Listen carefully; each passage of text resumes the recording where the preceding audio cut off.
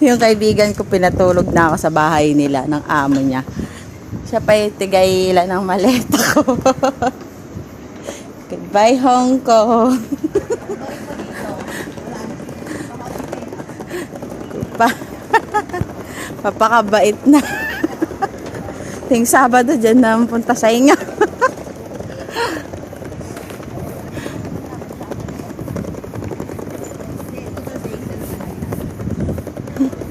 Na, layas na girl. Pati ba tong nasa body bag ko? Tinukuha, ititimbang nila? Ay, di ba?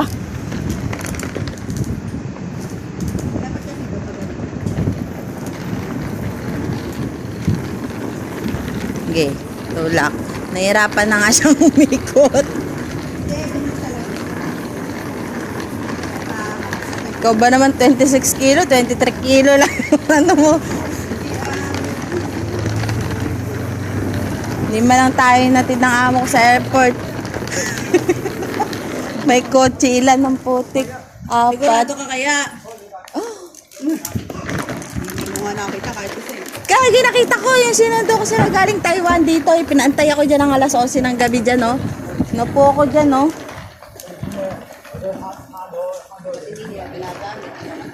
Ginagamit nila, kanila, pero never, ever nila Hindi sila ako, nakikita dyan, nag-MTR. never ever nila ako sinakay. Samantalang si Hazel eh, araw-araw. Alam mo yung number ng sasakyan? 66778 Samantalang si Hazel, SM. araw-araw eh. Ginagamit, no? Yung daddy niya.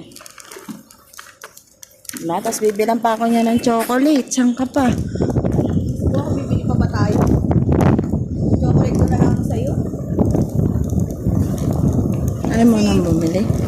Kasi nga, pag... 26 pa. Oo, dito ilalagay. 3 kilo. Ay na lang yung sa akin.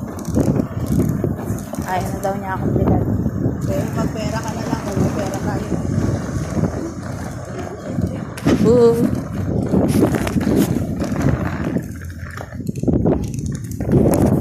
Liit kasi na alam mo, 26 kilo. Ano ka ba? Ganun talaga pag umuwi kahit papunta dito, 23 lang? Oo nga, pero yung iba nagiging 60. Depende sa amo. Amo mo kasi galante. Amo ko naman hindi ka. Kaya lang naman ako nag-23 talaga pag bumibili. Kaya 20. Kasi napagbagaan ko na. Ano ba yung relo ko? Ang suot ko nga pala.